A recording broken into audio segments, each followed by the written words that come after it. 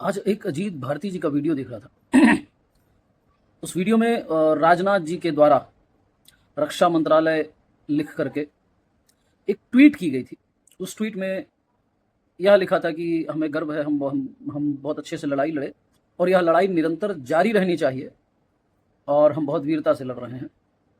लेकिन उन्होंने एक चीज़ लिखा उसमें कि हमें यह नहीं भूलना चाहिए कि आतंकवाद का, क्योंकि जो लड़ाई लड़ी गई वह आतंकवाद के खिलाफ लड़ी गई। उन्होंने लिखा है कि यह नहीं भूलना चाहिए कि आतंकवाद का कोई धर्म नहीं होता।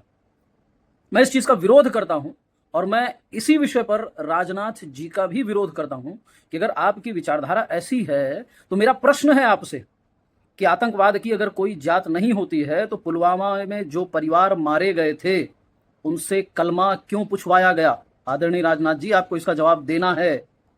अगर आतंकवाद की कोई जात नहीं है तो आज ही बंबई में 2 वॉचमैनों को, जो सवर्ण थे, सवर्णों की स्थिति आप लोगों ने ऐसी बना दी है कि वो आज के समय में वॉचमैनी और लेबर और इन सब ग्रेड का काम कर रहे हैं।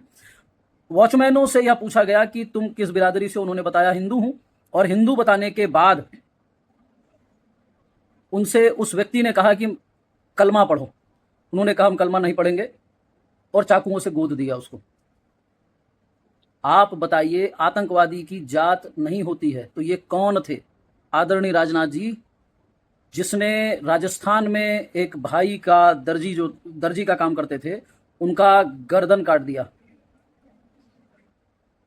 तो एक तरह से गुस्ताखे नबी की एक ही सजा, सरतन से जुदा, सरतन से जुदा। ये तो पाकिस्तान से आने वाले आतंकवादी भी कर रहे हैं।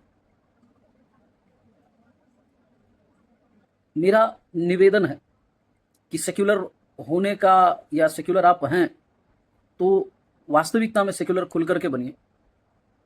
ये मत बोलिए, समाज को मत बरगलाइए कि आतंकवाद की कोई जात नहीं होती है। आतंकवाद मदरसों से उत्पन्न होने वाली व्यवस्था है। मदरसे कौन चलाता है? इस प्रश्न का उत्तर आप दीजिए। आतंकवाद मस्जिदों में मिलने वाले असलहों को प्रदर्शित करते हैं। उन मस्जिदों को कौन चलाता है? जिस समुदाय में यह स्पष्ट रूप से लिखा हुआ है कि इस्लाम को मानने वाला ही सच्चा है, इस्लाम को जो लोग नहीं मानते हैं वह काफिर, और काफिर को मारना चाहिए, और आप कहते हैं आतंकवाद की कोई जात नहीं होती। बिल्कुल गलत, निराधार, समाज को बरगलाने वाला विषय। और यही एक धारणा है जिसकी वजह से भारतीय जनता पार्टी इस देश में पतन की ओर जाएगी। जिस हिसाब से आप लोग ये जो चाटुकारिता कर रहे हैं, इस चाटुकारिता की वजह से विफल होने का सबसे बड़ा कारण होगा, क्योंकि आतंकवाद की कोई जात नहीं होती है।